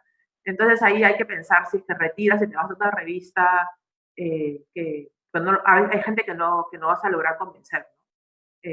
Pero bueno, digamos que la rigurosidad es igual. Yo sí creo que si ustedes desde el periodismo revisan las publicaciones que hay, creo que los libros, sí, claro, los libros, pero hay que ver qué libros, cuáles son las editoriales, cuál es el proceso editorial de esos libros para saber si es un trabajo científico. No todo lo que se presenta es trabajo científico. Y otra cosa que se hace en ciencias sociales es que tú puedes sacar un paper de teoría. O sea, a partir de una serie de trabajos, de una revisión, tú puedes plantear una teoría o una manera de entender este problema y plantear unas hipótesis. Y eso sí se puede hacer en trabajos de ciencias sociales, sin haber recogido una información, una data de primero. Curiosidades genuinas que puede tener un periodista sobre las publicaciones de ciencias sociales son principalmente, creo yo, cómo cubrir adecuadamente, ¿no?, las ciencias sociales, porque, bueno, generalmente este tipo de informaciones, ¿no?, a ver, determinantes sociales, ¿no?, humanidades, etcétera, etcétera, no aparecen en las secciones de ciencia y tecnología propiamente. Más es lo que se cubre, qué sé yo, de ciencias naturales, por ahí de ciencias duras, ¿no? pero sin embargo las ciencias sociales de alguna forma atraviesan muchos de los temas que se cubren en el periodismo a diario, ¿verdad? La política, en la economía, estamos hablando de un universo de temáticas que están, curiosamente, no en la sección de ciencias, sino en el resto de secciones. Entonces, una de las cosas a las que se ha enfrentado, por ejemplo, hoy la cobertura científica, es a que está tan acostumbrado, al menos desde el periodismo científico, a cubrir estos determinantes sociales, ¿no? En la salud pública, por ejemplo, hoy, que tanto digamos, se mencionan. Los modelos a las 2 semanas o al mes se desdicen. Entonces, hay muchas cosas o dificultades, creo yo, al momento de abordar los estudios sociales. Doctora, curiosidad genuina es, por ejemplo, en qué vicios, por ejemplo, se están cayendo en los medios de comunicación al cubrir o al abordar estudios sociales que usted haya podido identificar. Es que yo creo que hay que diferenciar entre abordar estudios sociales y abordar personas que opinan. Unas cosas son la gente que opina y otra cosa es abordar gente que tenga experiencia en investigación, ¿ya? Entonces creo que, por ejemplo, vamos a seguir el tema COVID, las elecciones del Congreso, la representación del FREPAP y la representación de UPP, para mucha gente fue, ay, qué horror, eso cómo no lo vieron, las encuestas, no sé qué. Hay un montón de estudios de antropología que, o sea, es preguntar, creo, a las personas adecuadas, más allá de pensar que eso no ha sido ya estudiado, ¿no? Entonces creo que hay algunas disciplinas que están un poco representadas dentro de, de lo que se llama las columnas de opinión, o también que acá estamos también otra vez hablando de cuestiones, y creo que en ciencias sociales es más clara la carga ideológica. Yo creo que en medicina y en salud pública hay mucha carga porque al final el modelo que se impone, o sea, cómo se piensa en salud pública, qué intervención, tiene una carga ideológica de la cual no se piensa mucho, pero debería pensarse un poco más, o al final el papel aguanta todo también. Yo estaba discutiendo el otro día con un compañero que han hecho un artículo publicado en PLOS Medicine, que es una súper buena revista, pero donde hacía un análisis de datos que decían que los países que habían aprobado el permiso de maternidad y lo comparaban con la reducción de la mortalidad infantil. Entonces es como tú asumes que esa variable afectó a toda la población de mujeres, y es errado, porque en un país como el Perú, con 70% de empleo informal, es una minoría. Entonces los niños que se mueren justamente sus padres no tienen este tipo de empleo. Pero creo, o sea, que también se da, creo, en las ciencias médicas y en la salud pública. Pero en ciencias sociales creo que los debates son más claros y creo que muchas veces tenemos a unas personas que representan y no estamos viendo otra evidencia que está ahí. Yo creo que hay centros de investigación que están produciendo estudios y los hacen accesibles, solo que no se revisan, ¿no? Sí hace esfuerzos, tienes lo que hace el SIUP también de la Pacífico, CISEPA tiene información, entonces creo que la información está ahí. En San Marcos también se publican cosas, hay información. Bien, bien, muchísimas gracias, doctora Yanela. Bueno, ya han llegado algunas preguntas. Me gustaría que las personas que están preguntando también me puedan decir a quién está dirigida la pregunta. Última duda para la doctora Yanela, que seguramente muchos periodistas, científicos y no científicos pueden tener, y comunicadores y público en general, ¿no? Al ser las ciencias sociales, digamos, no enfocarse mucho en las predicciones, ¿no? Más bien enfocarse en casos, casuísticas, problemáticas específicas, y también, pues, por ser complicado, digamos, establecer teorías válidas universalmente, ¿no? Como en el caso de las otras ciencias. Eh, Algunos sectores, ¿no? Han criticado un poco a las ciencias sociales sobre el nivel de cientificidad y la poca capacidad de generalización de este conocimiento, ¿no? ¿Usted qué respuesta, digamos, podría elaborar desde la perspectiva de las ciencias sociales ante estos cuestionamientos, si se les puede llamar de alguna forma? Creo que esa es una crítica, no es una crítica a las ciencias sociales, porque una cosa de predictibilidad, eso lo tienes en economía, o sea, si no, no estaríamos en la economía del mercado que se puede aplicar en todo el mundo, y eso es, digamos, una teoría económica, ¿no? Y creo que hay estudios cuantitativos de sociología hechos creo que es más una crítica es el debate eterno entre los estudios cualitativos y los estudios cuantitativos, ¿ya? Creo que ese es el debate, ¿no? Y yo creo que el objetivo de estos enfoques es distinto, ¿no? Creo que entender algunas cosas es distinta y las puedes combinar en algunos casos no tiene sentido combinarlo, pero creo que, por ejemplo, si lo vemos en el caso de COVID, deberíamos habernos informado más de cuestiones más cualitativas, sí, para que solamente de pensar que el modelo se podía importar sin tomar en cuenta cuestiones de contexto, variables determinantes que podrían aplicar y quién sabe hacer pequeños estudios que pudieran permitir entender ciertas dinámicas poblacionales que nos hubieran podido prevenir cosas como la de los mercados, por ejemplo. Entonces habría que saber si ahora, con lo que hemos aprendido y que estamos en una situación en que los casos están bajando, por ejemplo, si va a haber más apertura para otros enfoques que pueden ser de la salud pública o de antropología, sociología, que traten de entender un poco más cómo están cambiando ciertas dinámicas poblacionales para prevenir, otra vez, por ejemplo, los mercados se vuelvan en los centros de infección. Pero creo que ese debate es el debate de lo cualitativo con lo cuantitativo, y creo que es un debate un poco cansado, porque creo además que el indicador además es una construcción también absolutamente, o sea, ¿qué significa pobreza? Tiene que ver con una manera de entender el mundo. Entonces, ese numerito no se vuelve neutral por ser un número. Entonces, pero la discusión es más qué es lo que está tratando de entender los estudios cualitativos cuando aproximan a un tema, ¿no? Es otra pregunta de investigación.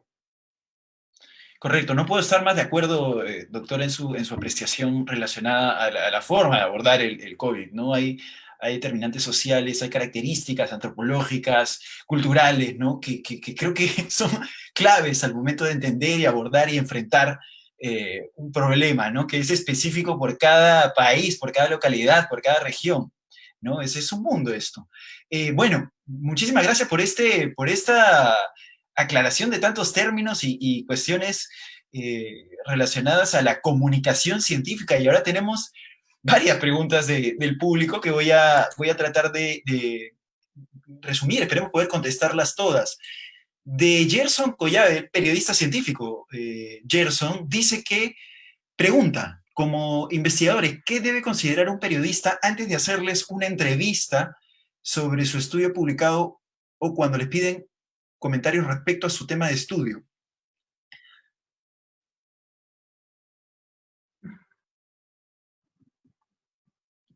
Me imagino que puede, a ver, la pregunta puede tener que ver con cómo debería informarse, ¿no? Un periodista o no lo sé, está un poco genérica.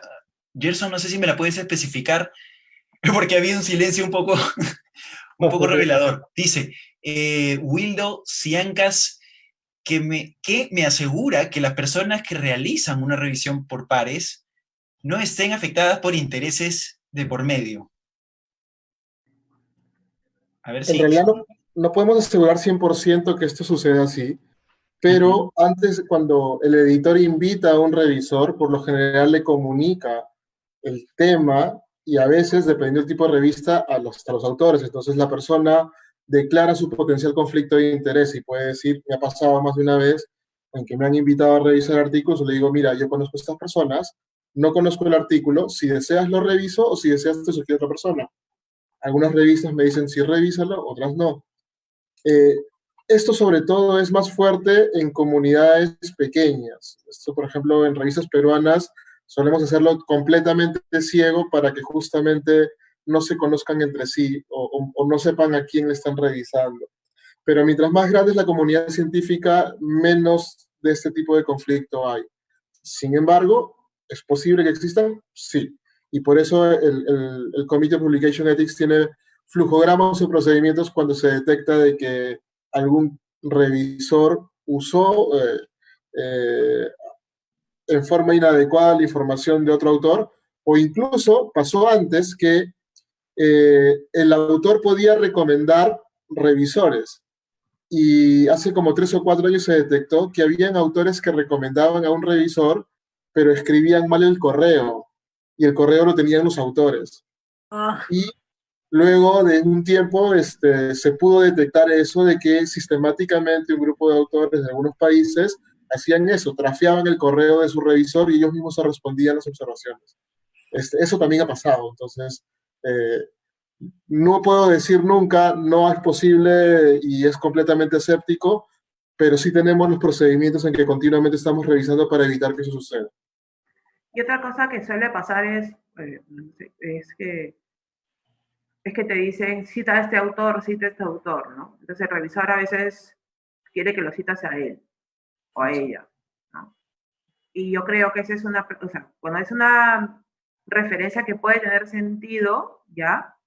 Pero si no, yo creo que eso, o sea, si te llega y es no quejarte por el proceso, sino es escribe la editorial, al editor de la revista, y si es que voy a retirar porque me parece el colmo que me estén obligando esto, y se puede hacer, porque es una práctica un poco oscura, porque la gente también la pesa por el número de citaciones que tiene, su artículo, entonces, pero esa no es la razón de ser revisor. La razón de ser revisor es participar en la construcción del conocimiento. Mm. Bueno, en un mundo ideal existiría un sistema, ¿no? Quizás un algoritmo para detectar de alguna forma esto, ¿no? Pero creo que la mejor forma o la forma que más se aproxima, como dicen los panelistas, es estar atentos también a las posibles retracciones, ¿no? Correcciones. Creo yo que es el riesgo que existe, ¿no? En toda publicación científica. Luego, otra pregunta muy interesante de Claudia Chávez. Dice, tengo algunas dudas. En un contexto de pandemia, ¿cómo identificar un mayor o menor grado de evidencia en una publicación? ¿Mm? Y cómo, bueno, si quieren responden esa pregunta y luego pasamos a la siguiente. En un contexto de pandemia, En una investigación sobre la pandemia. sí, correcto. Entiendo que la duda viene por el lado de que, claro, todo el tiempo se está generando información nueva y hay ausencia de evidencia previa, ¿no? Con un virus totalmente nuevo, el nuevo coronavirus, ¿no? Entonces, dice, en un contexto de pandemia, ¿cómo identificar un mayor o menor grado de evidencia en una publicación? Ay, María, ahí he levantado la mano. o sea, no sé, yo tengo, una de mis posiciones es entender de que, como mencionó Percy al inicio, muchos de los resultados iniciales han sido publicados sin pasar todavía por una revisión por pares, ¿no? O sea, la intención de las revistas fue, ok, abramos la ciencia, permitamos que todos se enteren qué se está investigando aquí y allá, y permitamos que todos lo lean, y luego ellos, sí, estos artículos han pasado por revisión por pares, han recibido los comentarios y todo este proceso que yo les he explicado se ha dado, ¿no? Pero muchas de las decisiones que se han tomado a nivel mundial han sido basados en esos estudios muy iniciales y muy primarios, ¿no? Cuando yo estuve respondiendo, hablé de la plausibilidad biológica, que era, habían probado en células que el usar la droga, por ejemplo, es lo que pasó con hidroxicloroquina, tenía un efecto antiviral excelente, digamos, ¿no? Entonces, inicialmente hubo mucho entusiasmo por esa droga, se empezó a usar, y luego todos los estudios que han venido después, diría yo el 80% han sido negativos, ¿no? O sea, mostraban que en realidad no había eficacia de esta droga en ningún momento de la enfermedad, ¿no? Porque cuando recién salió decían, no, es que tal vez para los severos ya no sirve, usemos en los moderados, tampoco sirve, usemos en los leves, tampoco sirve, usemos como profilaxis, ¿no? Entonces, inicialmente ha habido, digamos, también mucha desesperación por parte del personal de salud, de los que tomaban las decisiones, por encontrar algo que pueda ayudar, ¿no? Pero ya hemos visto que ha sido un error y que tal vez es algo que nos debe llevar a reflexionar para más adelante, de ser más cautos, de ser más precavidos y de esperar a tener un poco más de evidencia para tomar las decisiones, ¿no? Entonces, esa es, digamos, mi posición con lo que ha pasado aquí en la pandemia, ¿no? Adelante, Percy. Sí, solamente, de hecho ahora lo conocemos más porque creo que todos se han familiarizado con el tema de la vacuna y fase 1, fase 2, fase 3, ¿no? Entonces, si queremos ver tratamientos, lo que nos interesa es si se ha hecho la experimentación en humanos que llamamos ensayo clínico. Y el ensayo clínico fase 3 es aquel donde vemos si verdaderamente funciona en la enfermedad con los enfermos en el outcome que queremos, ¿no? Reducir mortalidad, casos graves y demás. Y entonces, si estamos viendo tratamientos, debería ser un ensayo clínico. Por ejemplo, pasa mucho con las personas que están a favor del dióxido, ¿no? Dicen, hay que usarlo, pero no hay ningún ensayo clínico, ni en fase 1, ni en fase 2, ni en fase 3, de su uso para pacientes COVID. Entonces, una primera mirada es si estoy viendo tratamientos, si hay ensayos clínicos fase 3. Y lo otro es que, y bien lo comentó María al comienzo, tenemos una forma de sintetizar varios estudios en uno solo, que se llama revisión sistemática. Es decir, el investigador genera una pregunta de investigación y busca todas las investigaciones que han respondido a esa pregunta y las sintetiza en un solo estudio. Entonces, una forma de poder también tener mayor luz sobre alguna determinada pregunta es buscar revisiones sistemáticas, porque estas nos podrían dar ya la síntesis de varios trabajos. Por ejemplo, hace poco publicó el Instituto Nacional de Salud una revisión sistemática sobre el uso de dióxido de cloro, donde buscaron en todas las bases posibles, todos los tipos de estudios posibles, y no había nada, ni un solo estudio en humanos que avale el uso de esta sustancia para pacientes con COVID. Y yo creo, bueno, para agregar a eso, creo que además uno tiene que ver la temporalidad, ¿no? O sea, no podemos pensar que los estudios que se hacen ahora, la evidencia que la que contamos ahora, en septiembre, es la misma que la que contábamos en febrero, ¿no? Entonces creo que eso es importante, que hay que ver qué estudio se cita, y creo que es importante en ese sentido también el diseño, ¿no? Qué es lo que se está diseñando y cuáles son las conclusiones, ¿no? Entonces, es el estudio, el seguimiento de 2 personas que fueron mis pacientes personales, que nunca los vi y que los monitoreé por teléfono, y con lo cual saco una conclusión que es aplicable a toda la población peruana. Dude, ¿no? Porque eso no, digamos, que es algo, una cuestión sistemática, no es un ensayo, no es una prueba, sino también hay que tener un poco de ojo al diseño, qué es lo que lo están contando que han hecho para llegar a la conclusión a la cual están llegando. Eso creo que es bien importante. Muchas gracias.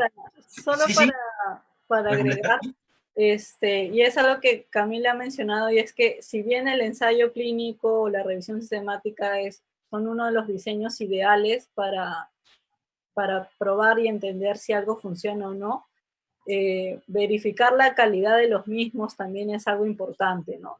Y es algo que es incluso difícil para los epidemiólogos que no hacemos lectura crítica de ciertos tipos de estudios, ¿no? Por ejemplo, cuáles son los desenlaces de interés. No vale igual reducir el tiempo de hospitalización que reducir mortalidad, ¿no? Entonces, hay drogas que te reducen días de hospitalización y que en eso basan sus conclusiones para decir que son exitosas, ¿no? Pero si tú valoras, digamos, qué tan importante es ese desenlace, tal vez no es muy importante, ¿no? O sea, disminuir 2 o 3 días comparado a reducir mortalidad es una diferencia abismal, ¿no? Entonces, eso también es algo que necesitan estar atentos cuando van a juzgar, digamos, la evidencia, ¿no? No solamente el nivel de la misma, sino la calidad de esta evidencia, ¿no? Importantísimas todas las consideraciones que nos dan los panelistas, ¿no? Y tomando en cuenta también que el periodismo científico, y creo que voy a dejar aquí una línea aparte, ¿no? el periodismo científico en algunos casos se está confundiendo con el infotainment de ciencia, ¿no? El periodismo entusiasta que cubre los hallazgos científicos porque son lo máximo, etc. Y no es así, no es así. Todos los elementos que nos están dando los panelistas son elementos y variables que uno como periodista científico o generalista, ¿no? Puede tener y utilizar para tener una lectura crítica de las investigaciones, ¿verdad? Creo que por ahí va también el periodismo científico. Creo que las dos preguntas de Claudia han sido respondidas. Vamos a una pregunta que tiene que ver tanto con el periodismo como creo yo con el contexto en general que estamos viviendo. Dice Jorge Aramburu, abordar la pandemia primero desde el campo biomédico y después se introdujeron las variables sociales. ¿Fue ese un error? Pregunta Jorge. O sea, era evidente que desde el inicio tenía que tener un enfoque biomédico, pero sí creo que ha sido un error lo tarde que han recurrido a las ciencias sociales. O sea, ciencias sociales debieron estar desde el comienzo porque podemos tener intervenciones biomédicas, y de hecho lo hemos visto, ¿no? En diferentes temas de manejo. De hecho, se ha hipermedicalizado el manejo en agregar una serie de tratamientos sin evidencia clara de que funcionen, cuando otros aspectos súper importantes como buscar un cambio del comportamiento de las personas para hacer lo que todos sabemos que debemos hacer, o sea, lavarnos las manos, distanciamiento social, mascarillas.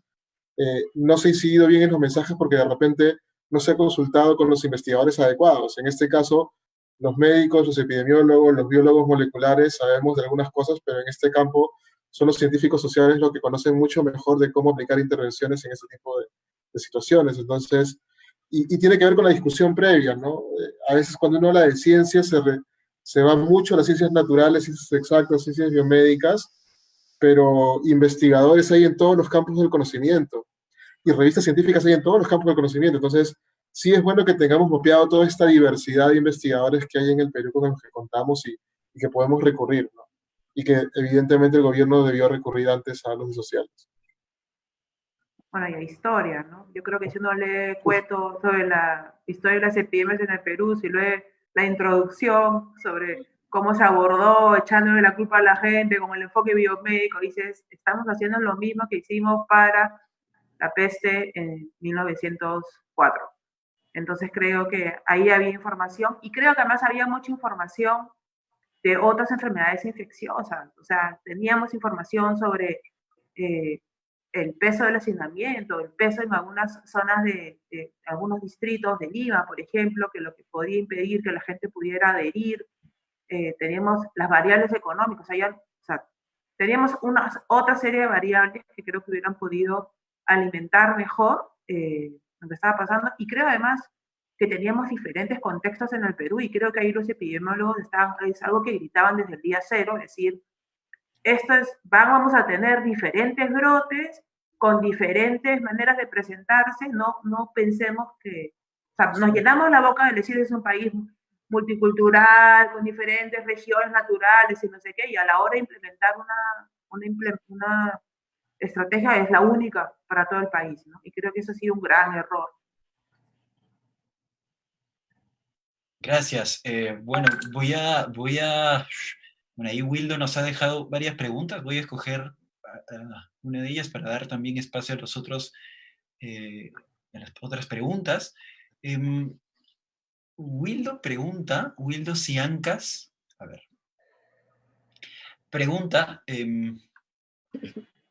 creo que esta pregunta definitivamente es para Percy, ¿no? Y la voy a complementar un poquito también. Dice, ¿cuáles son los retos de una ciencia open access? Podríamos hablar de los retos en el Perú, quizás, ¿no es cierto? Considerando que revistas indexadas pertenecientes a bases de datos como WOS, Scopus, abarcan el mercado, ¿no?, de acceso. Quizás darnos algún tip también, regalarnos algún tip para acceder a artículos de forma libre. A ver, varias. Primero de que revistas son open access en el Perú casi son todas, si no me equivoco. Es decir, depende el modelo de gestión de la revista, el modelo económico. Puede ser que la revista dependa de que la institución la pague. Todas las revistas universitarias y peruanas son así, la institución lo paga. o puede depender de que se suscriba la gente, entonces uno cuando quiere acceder al artículo dice pague tanto, entonces el que lee paga. Y la otra opción que es esta mirada de Open Access es que el lector, el investigador que quiere publicar paga, dado que tiene fondos de investigación que le ayudan a eso. ¿Cuál es el problema que tenemos en Perú? Los fondos que tenemos para investigación son escasos y no cubrimos, y no todas las universidades tienen un fondo para pagar este Open Access. Entonces, tenemos ciertas limitaciones. Algunas universidades lo tenemos, pero no para todos.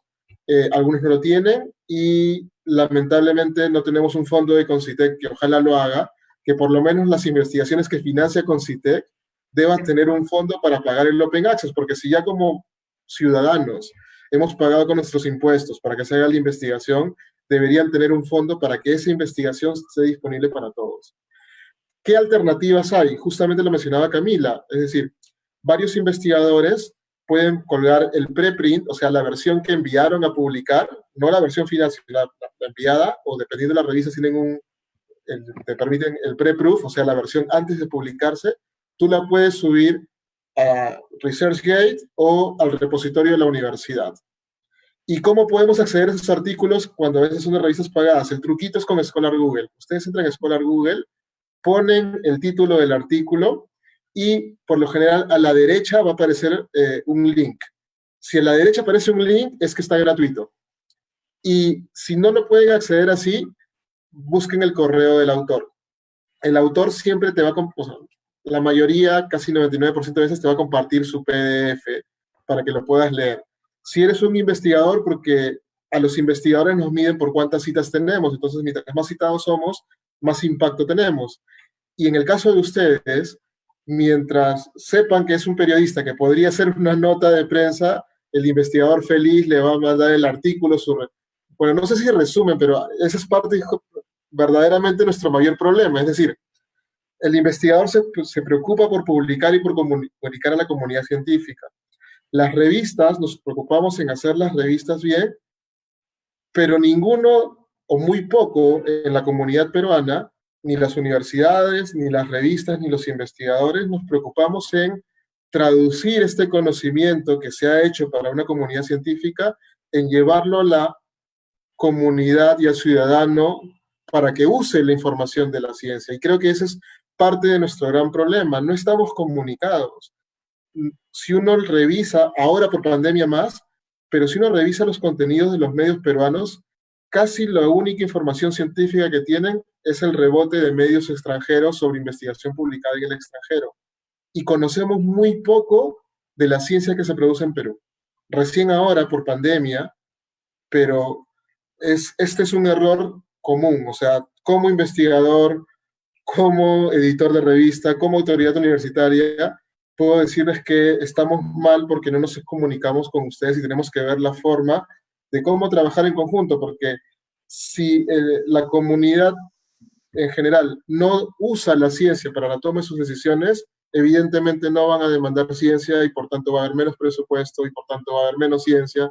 Entonces creo que es una buena oportunidad tener esta conversación para cambiar nuestra forma de trabajar, juntarnos más, ver ustedes, identificar a los investigadores como socios, a los editores de revistas como socios y a los centros de investigación de las universidades para demandar de ellos más bien qué investigaciones tienen nuevas, cómo quieren ustedes que se las contemos y poder trabajar en conjunto para visibilizar más lo que tenemos.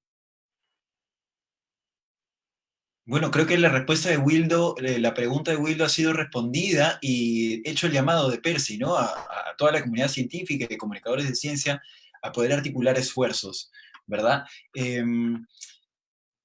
A ver, otra pregunta. Tenemos varias preguntas.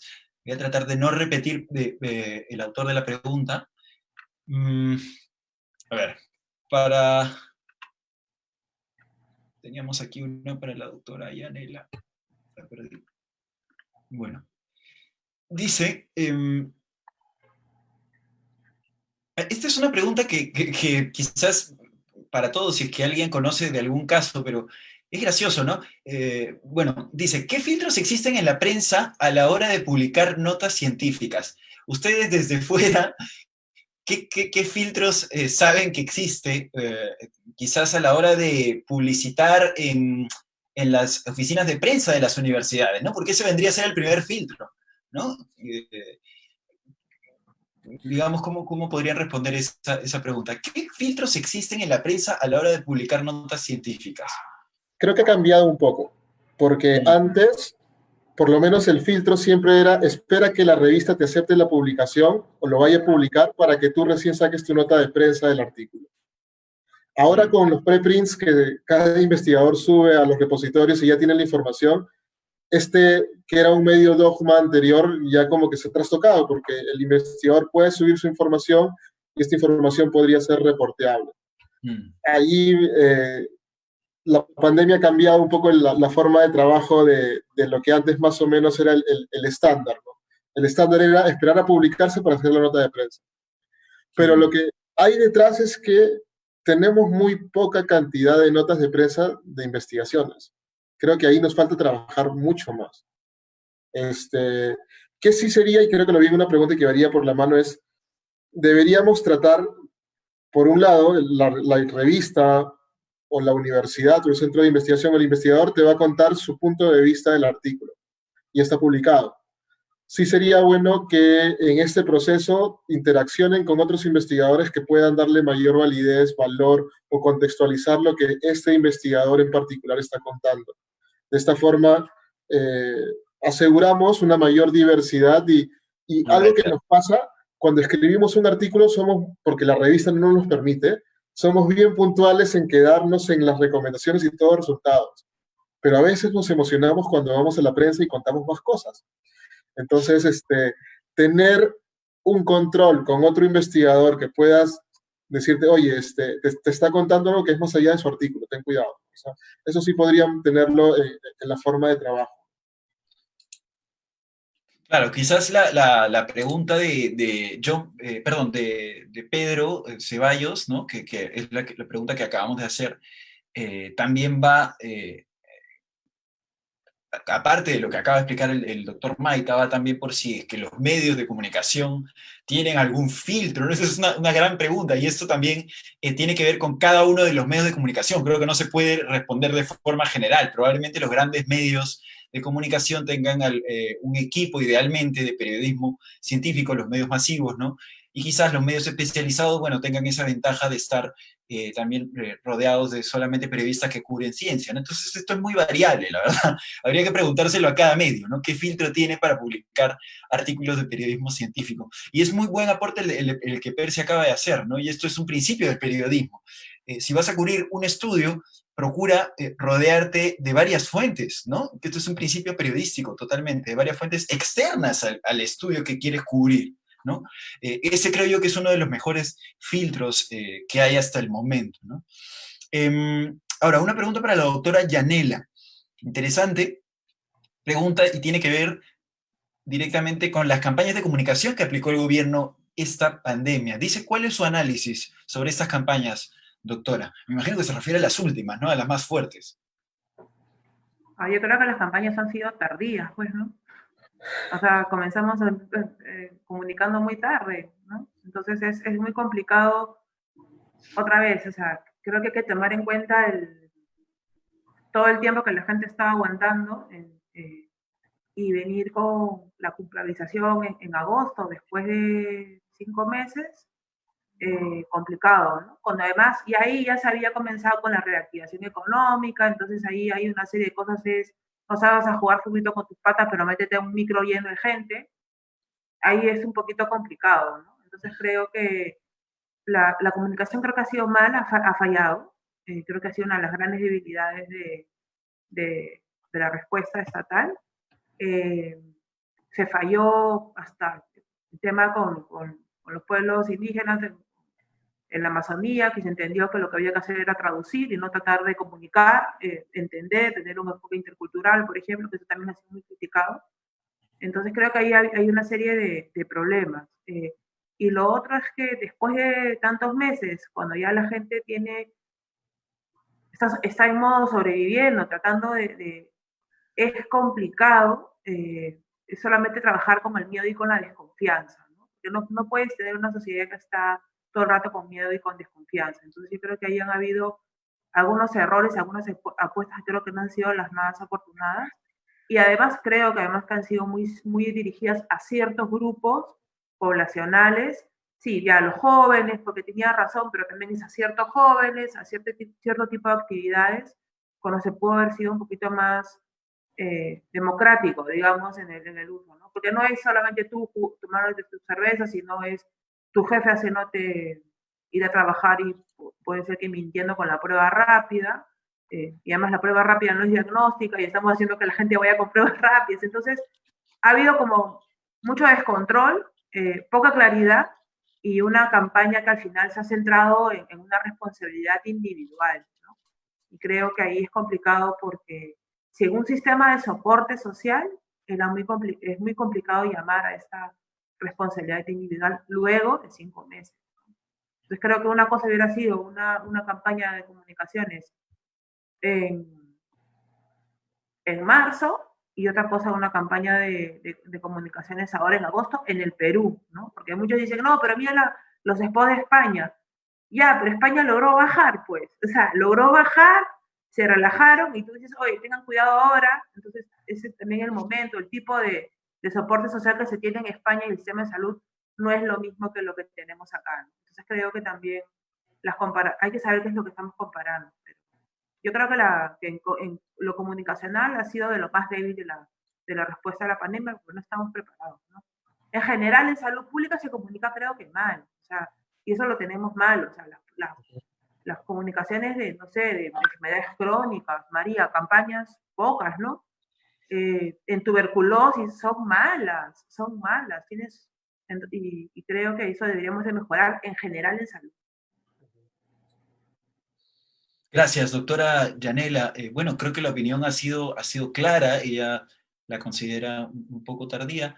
Y bueno, en este contexto también de novedades todo el tiempo, la transmisibilidad del COVID ha sido novedosa también para todos, ¿no? Entonces, de alguna forma, esto ha contribuido a esta demora, porque las muertes y los contagios se han dado a una velocidad sin precedentes también. Entonces, claro, nos hemos visto enfrentados a una situación muy, muy complicada. Una pregunta para la doctora María Lazo. Es una pregunta bastante amplia, pero voy a tratar de resumirla. Dice, los contagios y mortalidad por la COVID empiezan a descender. ¿Cómo se explica eso? ¿Se deberá a la reciente campaña de comunicación del gobierno? Bueno, eso todavía me imagino que falta para saberlo, ¿no? Dice, ya que no se brindó mascarillas adecuadas y mucho menos protectores faciales, ¿o es que la gente ha comprendido luego de 6 meses cómo es el contagio y está mejor preparada? ¿O se tienen mejores medicamentos? Bueno, creo que la doctora María Lazo es una de las indicadas para responder esta duda. No lo sé, pero voy a tratar. Creo que al momento no hay una respuesta para eso. O sea, hemos visto que hay una disminución en la mortalidad, hay una reducción también en los contagios, y lo que hay es teorías, hipótesis, ¿no? No se puede saber a ciencia cierta qué ha tenido efecto, ¿no? Algunos dicen que los domingos, pero tal vez más que decidan cerrar, hacer este toque de queda los domingos, es de que la gente puede haber sentido algún temor y ya ha empezado a tratar de salir menos también los otros días, ¿no? Otra hipótesis que se tiene es de que entre la gente que ya viene saliendo porque tiene que trabajar y tiene que hacer sus labores del día a día, o sea, como que ya no tienes tantas opciones de chocarte con alguien que te pueda contagiar, ¿no? Te chocas con alguien que ya le dio, te chocas con alguien que no tiene, entonces hay menos chances de que te choques con alguien de que sea positivo y que esté activo, ¿no? Entonces, ahí la gente le llama inmunidad de rebaño, pero en realidad no lo es, simplemente es como llamarle algo de subrebaño entre los que ahorita están afuera, ¿no? Pero si es que uno abre y todos los que estamos adentro aislados salimos como si ya estuviera pasado, va a haber un nuevo repunte, ¿no? Entonces, Esa es una, digamos, segunda hipótesis, ¿no? Y es, digamos, lo que se conversa y se podría pensar que está pasando, ¿no? Sé que he leído que en octubre, en la primera semana, van a hacer un nuevo estudio de prevalencia. En julio tuvimos un dato de prevalencia en Lima que fue de 25%. En octubre, lo que he leído es de que va a ser algo a nivel nacional. Entonces, vamos a saber de ese 25 en Lima, cuánto más tenemos ahora. Y tratar de entender si tenemos esta inmunidad, digamos, de subrebaño entre los que están afuera, ¿no? Que es una opción que podría explicar lo que tenemos ahorita, ¿no? Pero todos son hipótesis, ¿no? No hay algo que yo te pueda decir, es por esto, es por eso. Cuando ustedes escuchan que alguien dice, es por esto, como dijo Camila, dúdenlo, ¿no? Cuando alguien tiene respuestas tan firmes, es muy probable de que no sea así, ¿no? Y especialmente en esta época de pandemia, ¿no? Adelante. Sí, y creo que el mensaje final de María es súper claro, y eso lo van a ver con la mayoría de investigadores. Es bien complicado que un investigador, por más que investigue en el tema todo el tiempo,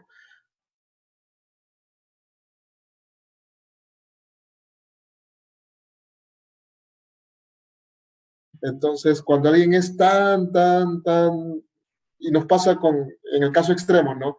El dióxido cura todo, entonces ya cuando alguien cree que todo funciona así, no crean mucho en ello, ¿no? Entonces, algo que van a poder verificar con todos los investigadores que se crucen es que somos bien cautos, estamos bien preocupados en no decir algo que no tenemos evidencia, o en todo caso hipotetizar, pero no tenemos la evidencia en algún momento. Entonces, lo que menciona María es muy claro, o sea, son hipótesis, pero no hay ningún estudio peruano a la fecha que pueda verificar que alguna intervención en particular nos hizo caer, porque incluso el cierre de domingos fue posterior al inicio de la caída. Y el otro gran problema que tenemos en los análisis es que vemos el Perú como global, pero ya nos hemos dado cuenta que son múltiples brotes en cada ciudad. Entonces, las caídas y curvas más bien es la acumulación del brote en determinados lugares. Y para poder hablar de ello tendríamos que hablar de cada ciudad en particular, de cómo ha sido su comportamiento. Correcto, correcto, concuerdo. Y creo que han sido muy claros María y Percy, ¿no? Las certezas absolutas, o sea, si es que ya lo eran antes de la pandemia, ahora con la pandemia, bueno, mucho más, creo yo son materia de dudas, ¿no? Creo que hay que tener, como dicen, muchísimo cuidado con estas afirmaciones totalmente, eh, digamos, contundentes, eh, por lo mismo que dicen, ¿no? Ahora, en el periodismo esto es una materia de conversación amplia también, porque en el condicional los periodistas encuentran un, un terreno, un universo de posibilidades que uno no se cansaría de subclasificarlas, ¿no? Entonces, dentro de ese incluso podríamos meter a todas las fase 1, 2, 3, 4, in vitro, ¿no? muchas cosas dentro de un condicional que cada vez es más difuso, ¿no? Y diría yo que en estos tiempos, a nivel periodístico, es un pecado jugar con los condicionales y las conjeturas en los títulos, ¿no? Habría que ser muy cuidadoso. Porque estamos hablando de la salud de la gente, ¿no? Y estamos jugando con la esperanza de la gente y las acciones y decisiones que va a tomar la gente. Una pregunta muy puntualita para Percy, muy puntual, dice que es un delito, Josué Clemente dice, es un delito si Facebook censura, a ver, vamos a releer la pregunta. Dice, Facebook censura a un periodista científico que comunica por esta red social un resumen de artículos de paga, pero que ha sido obtenido por Sci-Hub. ¿Esto sería un delito, per se? A ver, primero que todos los resúmenes de los artículos científicos están disponibles en cualquier base de datos. Entonces, si tú difundes un resumen, no hay ningún problema. Sci-Hub es una web que toma claves de diferentes personas, instituciones, para poder descargar artículos científicos. Uno puede evitar el uso del Sci-Hub. Bueno, si perteneces a una universidad tienes cierto nivel de claves, pero la otra forma es lo que les digo, o sea, la más práctica y sobre todo en el caso de periodistas es el correo del autor. En todas las páginas de las revistas, a pesar que no esté el artículo texto completo, hay lo que llamamos el autor corresponsal, es decir, la persona que lidera el equipo o el investigador principal, y está su correo allí, y está su contacto. De hecho, es la forma en que pueden conseguir a cualquier investigador.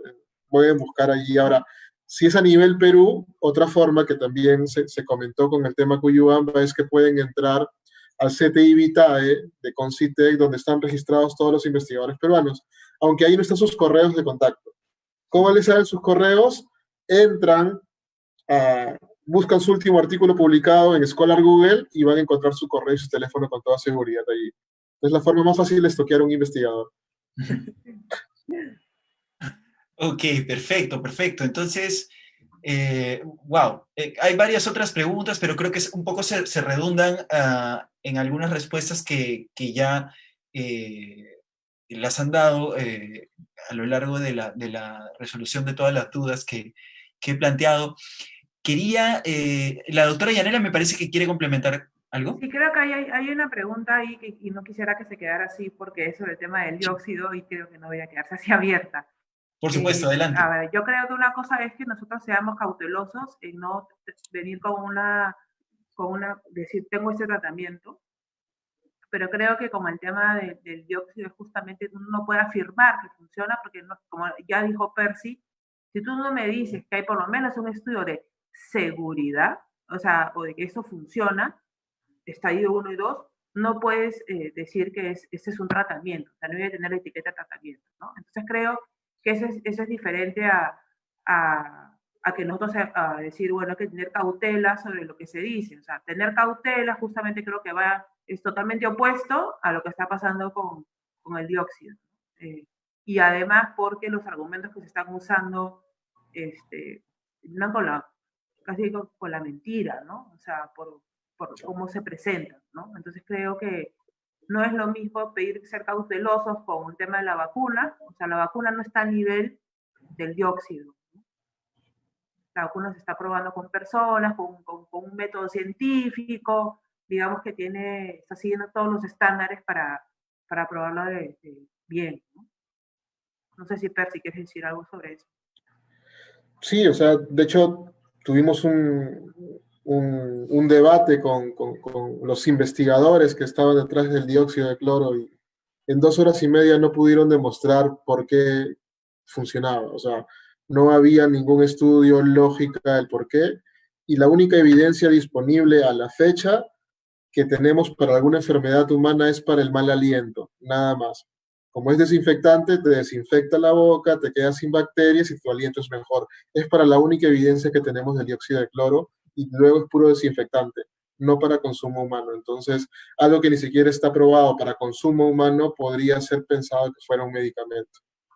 Y lo otro es que como gente que hace ciencia de salud, nosotros quisiéramos tener una cosa que funcionara como dicen que funciona el dióxido de cloro, pero no existe, o sea, ya quisiéramos, o sea, no queremos que la gente se muera. Entonces, si es que no ha salido, no es porque somos unos malos, sino porque no existe, ¿no? Entonces, también por eso decíamos con María de sospechen, ¿no? O sea, todos queremos tener esa bala de plata, pero a la fecha no la tenemos. Correcto, correcto. Muchas de las digamos, de los argumentos izados para defender la postura del dióxido de cloro incluso se escapan a la parte biomédica, ¿no? Ya se van al terreno político, conspiranoico, ¿no? Bueno, dicen que hay poderes ocultos que quieren ocultar la verdadera solución. Entonces, cuando la retórica empieza a adquirir también esos tintes menos científicos, creo que también es un llamado a la alerta, ¿no? Bueno, muchísimas gracias.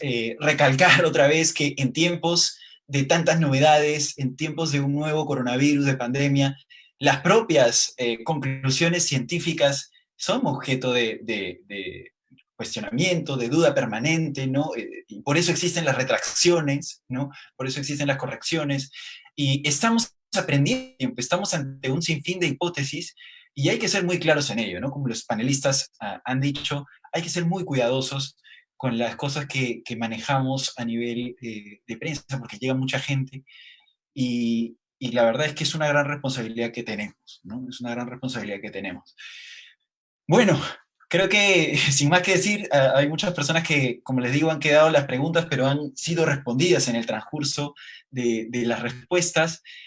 Quisiera pedirles culminar con una frase a cada uno de ustedes, empezando con la doctora Yanela, una frase de conclusión, una frase inspiradora, la que quiera, doctora. Adelante. No, yo creo que debemos seguir trabajando de esta manera. Creo que este primer evento deberíamos de repetir, porque yo creo que, o sea, desde las ciencias nos damos cuenta que comunicamos mal y tiene que haber una relación más fluida.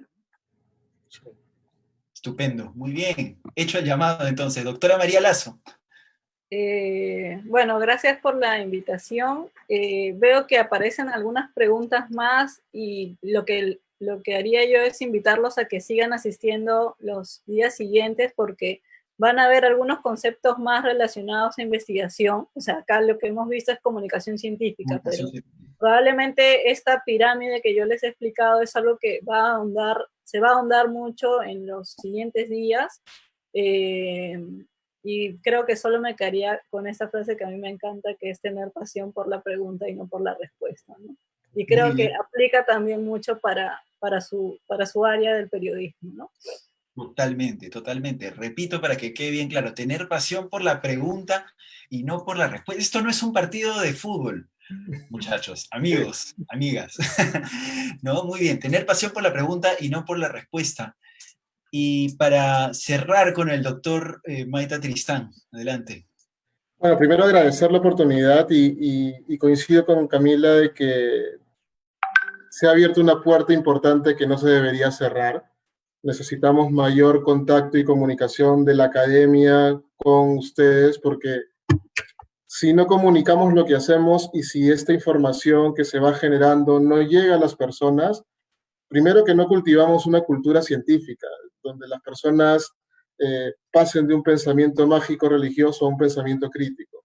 Y necesitamos que esto cambie, y en este sentido la investigación tiene que llegar y preocuparnos en el caso de ustedes que comunican ciencia, de cuántas notas ustedes publican y cuántos son de productos peruanos. Consuman peruano, por favor, eso les pido a todos los periodistas científicos que consuman peruanos.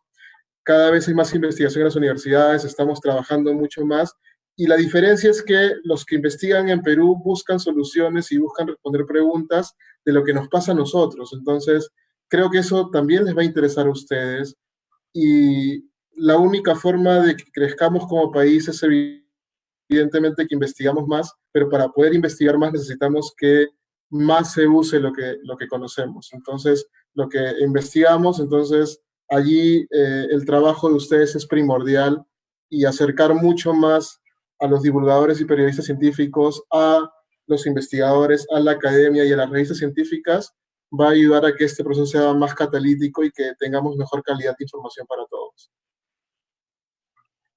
Estupendo, muy bien. Muchísimas gracias, doctor Maita Tristán, doctora María Lazo, Camila Yanela. Han sido, creo yo, muy enriquecedores sus aportes, y como dicen, que sea una oportunidad de muchas otras para dialogar y para comunicarnos con la sociedad y con toda la comunidad de comunicación de la ciencia. Bueno, un saludo y un abrazo fraterno a todas las personas que han asistido a esta charla. Ha estado con ustedes Daniel Mesa, director de N+1 y periodista también, cofundador de la Asociación de Periodismo y Comunicación de la Ciencia. Bueno, muchísimas gracias. Hasta luego y hasta otra oportunidad. Mañana viene otra mesa muy interesante y ya tienen todos el programa. Chao, chao. Chao, gracias. Un gusto.